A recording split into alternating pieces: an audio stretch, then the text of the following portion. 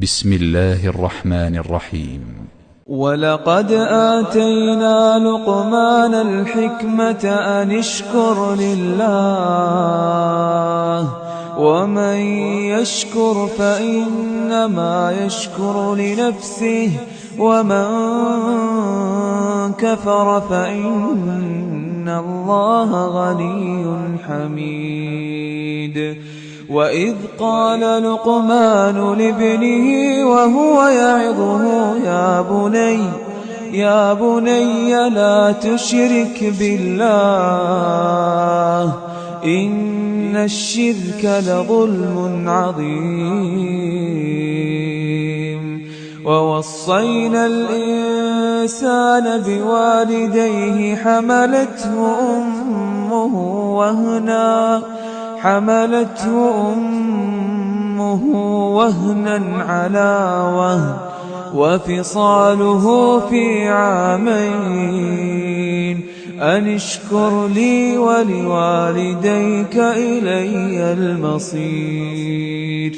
وإن جاهداك على أن تشرك بي ما ليس لك به علم فلا تطعهما وصاحبهما في الدنيا معروفا واتبع سبيل من أناب إلي ثم إلي مرجعكم فأنبئكم بما